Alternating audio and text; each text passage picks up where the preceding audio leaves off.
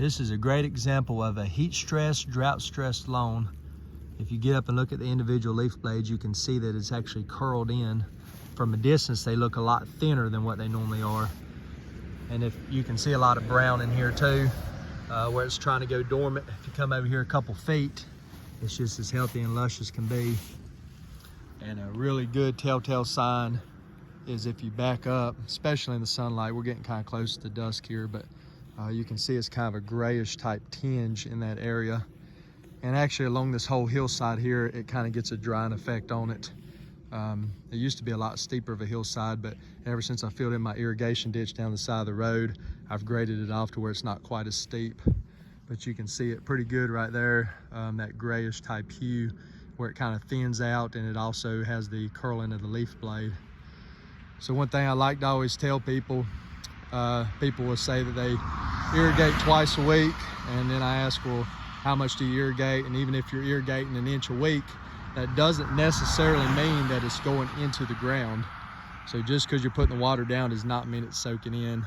And I guarantee you this area through here is hard as a rock. So one thing that I like to do, and I haven't been good about it this summer because I've been so busy, is running the aerator through here, and it will really loosen that area up and allow it to uptake that water that you give it. So just because you're putting the water down does not necessarily mean that you're getting all the water into the ground. So that's one thing to keep in mind. One way around that, you could split your run time in 1/4 inch at a time, but do a 1/4 inch, go through the whole yard, and then do another 1/4 inch that same night, and that might help it get down in there a little bit better. Here's another example. You can see right there is where I dug my irrigation head up, and I relocated it when I edged the gravel driveway here. So what I failed to do is run the zone when I finished, and that irrigation head has been shooting out in the driveway in the half circle pattern this whole time.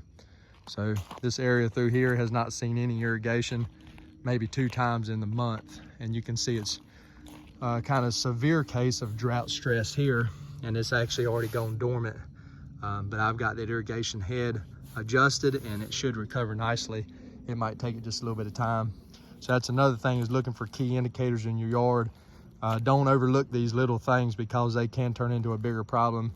I've got some past experience with army worms in that same scenario. But you can see that haze that I've got going on here where it's kind of drought stressed, and it comes all the way down to where it actually gets into a dormant part. So I hope this helps somebody out. Overall, the yard's looking pretty good. Still working towards it. Nothing's ever perfect in the yard, and don't get discouraged by these little setbacks. Just address them and keep moving forward. Appreciate y'all watching. If you got any questions or comments, leave them below. I'll try to answer them.